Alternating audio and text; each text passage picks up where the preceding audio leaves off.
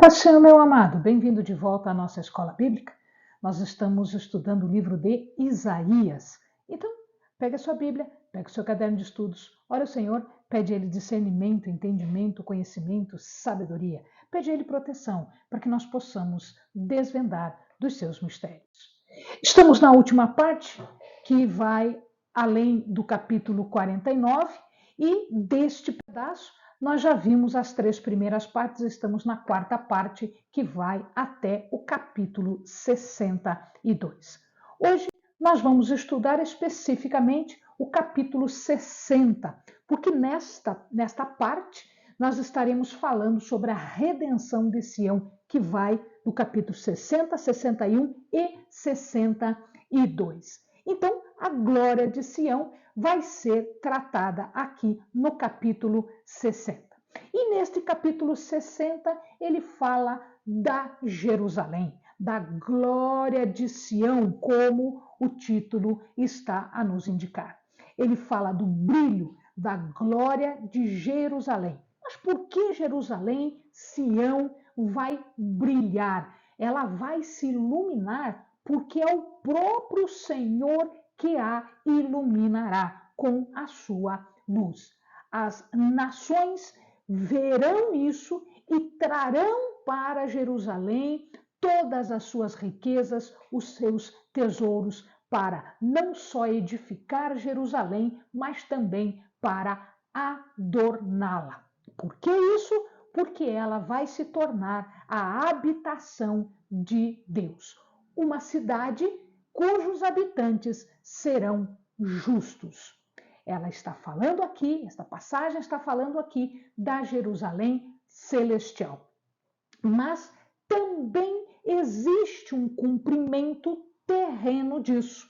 Na prosperidade que haveria de acontecer na antiga dispensação da Jerusalém terrena e também quando viesse o tempo da salvação trazido por Cristo, o Messias.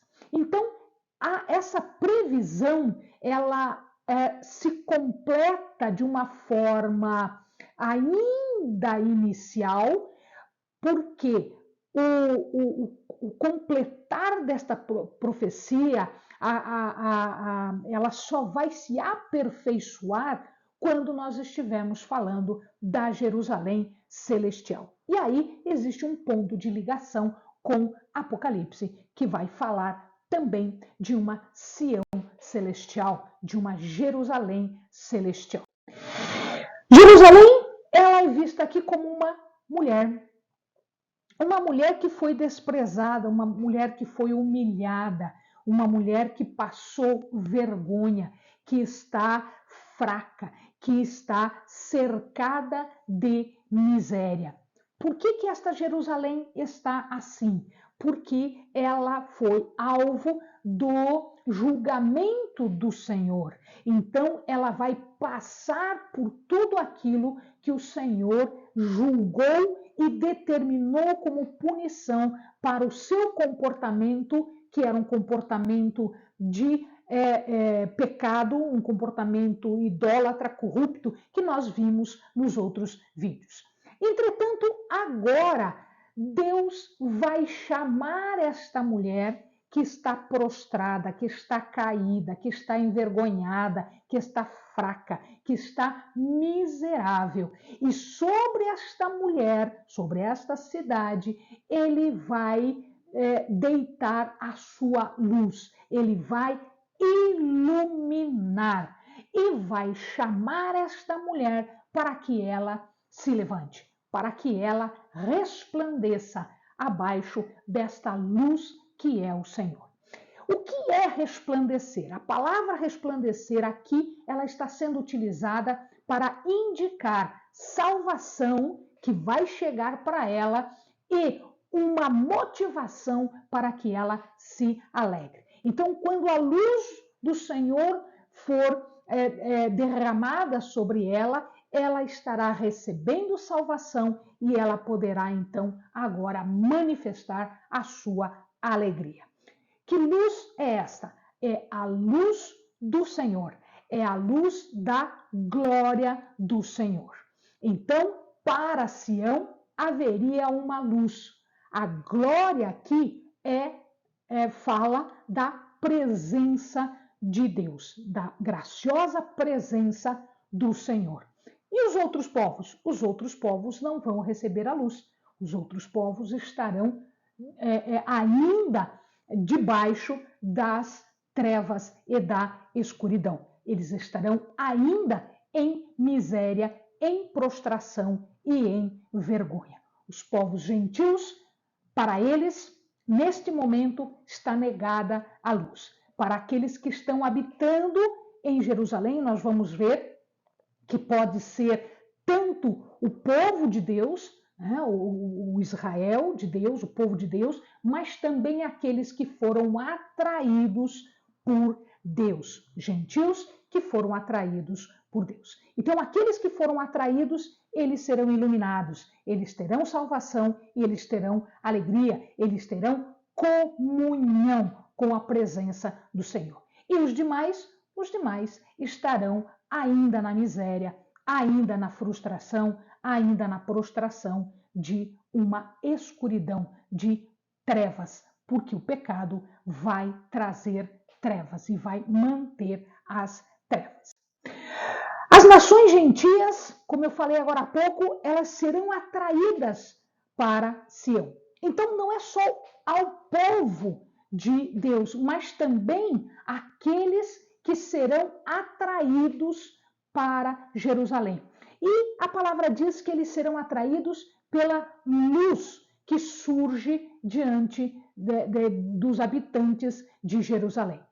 A luz que vai vir e que está iluminando Jerusalém, que está sendo derramada sobre Jerusalém, não é por causa de Jerusalém, não é por causa dos habitantes, não, é por causa do próprio Deus, é por causa da sua vontade soberana e que esta luz vai ser derramada sobre eles. E eles trarão junto de si também alegria com riquezas, com tudo que é de tesouro, tudo que é de bom e que estes povos vão trazer para Jerusalém. Ou seja, eles vão engrandecer, enriquecer um local que será santo, que será a habitação dos fiéis do Senhor.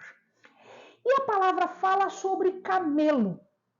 O camelo, ele aparece nas histórias bíblicas depois de bastante tempo. O camelo foi domesticado muito depois e ele era utilizado para principalmente duas funções. A função de levar produtos em caravanas e também ele acabou sendo utilizado para as guerras. Então, o camelo aqui, ele está sendo citado, né, como numa fase posterior, aqui não lá dos patriarcas, mas mais para frente, ele está citado como já sendo domesticado e já sendo utilizado, inclusive nas caravanas. Tá? Ele fala também de Midian e Efá. Estas duas localidades são localidades entre Judá e o Egito, tá? São localidades que estão próximas de Judá e que eram as localidades onde as tribos que faziam o comércio, as tribos que usavam os camelos em caravanas, habitavam. Eles eram nômades, na verdade, então eles andavam de um lado para outro e faziam grandes viagens levando os seus produtos. Ele fala, nesta parte aqui, ele fala também de Sabá. Lembrem da rainha de Sabá, que trouxe inúmeras riquezas para Salomão. Sabá era uma região conhecida por exportar, por produzir e explorar muitas pedras preciosas, ouro e incenso. Então, nós estamos falando aqui de lugares que tinham riqueza, lugares que tinham produtos para trazer em louvor ao Senhor. E ele está dizendo que essas nações gentias, elas iriam ser atraídas, levando tudo que era de bom, tudo que era tesouro, tudo que era riqueza para Jerusalém. Para quê? Para engrandecer, louvar e honrar o nome do Senhor. Ele fala também de Quedar e Nebaiote. Quedar e Nebaiote também são tribos do deserto próximas a Judá, são os nabateus. E na Bíblia, esse nome aparece várias vezes.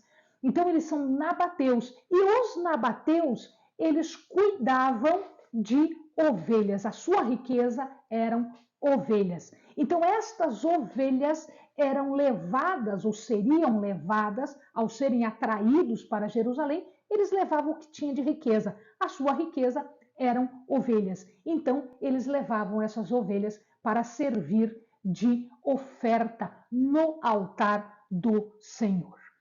Ele fala de navios de Tarsis. Tarsis é um local já da Europa, lá da Península Ibérica.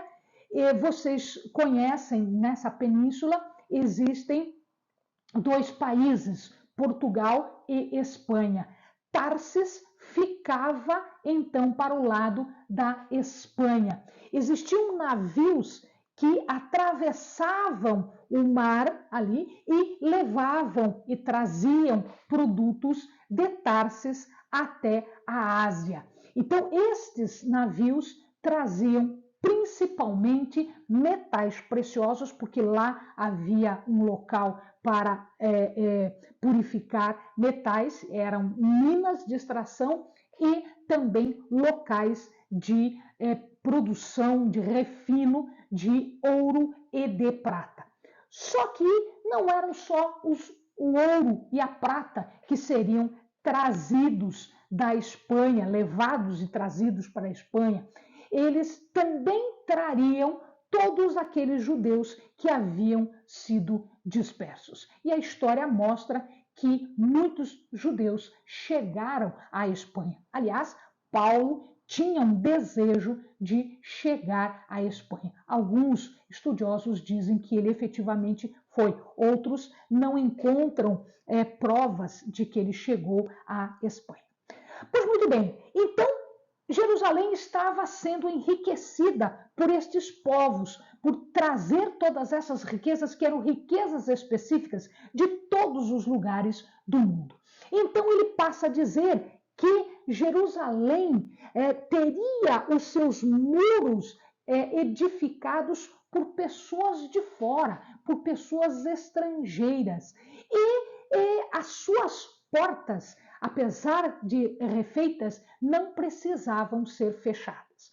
Existia um costume naquela época de que, à medida em que o dia ia declinando, a noite ia chegando, eles fechavam e trancavam os portões da cidade exatamente para proteger os seus cidadãos, os moradores das cidades, daqueles que vinham de fora e tentavam alguma coisa.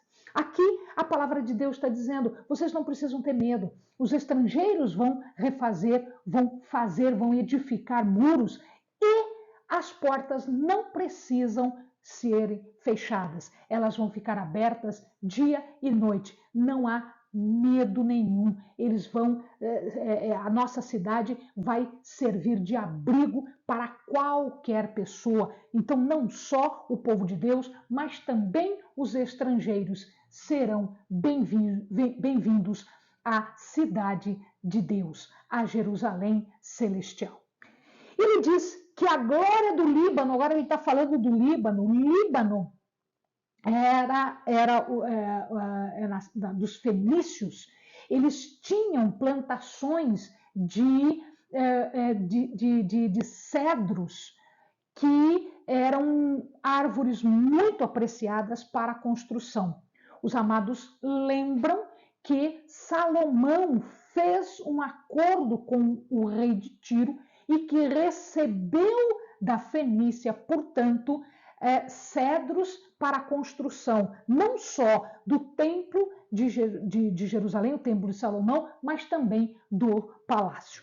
Então, aqui nós vamos encontrar que a glória do Líbano, a glória da Fenícia, eram essas árvores enormes, como o pinheiro, o pinho, o abeto, o cipreste, ou seja, os cedros. Eram grandes árvores que estão aqui representando a grandiosidade da Fenícia. Eles viriam também para Jerusalém e eles agora embelezariam não só o templo como o pátio, ou seja, eles estariam rendendo honras ao nosso Deus, né? Auxiliando nesta construção, nesse embelezamento para a honra e glória do Senhor, que era o templo e o lugar dos pés, ou chamado estrado dos pés do Senhor. Sião seria honrada pelos descendentes e por todos aqueles que um dia foram opressores, desdenhadores. Agora os seus descendentes não iriam mais oprimir, não iriam mais zombar, desdenhar de Sião. Muito pelo contrário, eles iriam a Jerusalém para honrar não só os habitantes, como também o Senhor. Eles iriam se encurvar em direção a Sião, eles iriam se lançar aos pés da pessoa. O que é se lançar aos pés? Se lançar aos pés era um costume antigo para demonstrar profundo respeito. Esta cidade será chamada Cidade do Senhor, será chamada Sião do Santo de Israel. E somente, como nós vimos em outras partes do livro de Isaías, será habitada apenas por santos. Nenhum ímpio vai habitar a Sião, a Jerusalém, que é local de morada do Santo de Israel. Ele passa a falar agora de uma metáfora, um simbolismo, dizendo que Sião receberia mamadeira, alimento de todas as nações. Significa dizer que Sião, os habitantes de Sião, os fiéis, os santos de Deus, aqueles que honraram e que foram fiéis a Deus, eles seriam amamentados, eles seriam alimentados pelos reis, pelos grandes reinos. Estes reis, esses grandes reinos, então, seriam a sua, como se fosse a sua enfermeira, como se fosse a sua mãe de leite, como se fosse aquelas pessoas que cuidam das crianças. Quem mantém riqueza, quem mantém a glória de Sião, não são as pessoas, não são os moradores. A glória de Sião é dada pelo próprio Senhor. E ele diz que o governador de Sião é a paz, Shalom, que o governante é a justiça, é o que é reto, é o que é correto. Não se ouve mais violência, não se ouve mais corrupção, não se ouve mais ruína, não se ouve mais destruição. Tudo em Sião será perfeito, será a cidade da paz, será a cidade, a moradia do Santo de Israel. Os muros vão representar a salvação e as portas vão representar o louvor. Então, ir para Jerusalém quer dizer ser salvo. Passar pelas portas, guardar as portas, significa louvar ao Senhor, dar glórias e honras ao nosso Deus. Ela seria cheia de alegria, cheia de gozo, de louvor, de adoração, de bem-estar, de felicidade.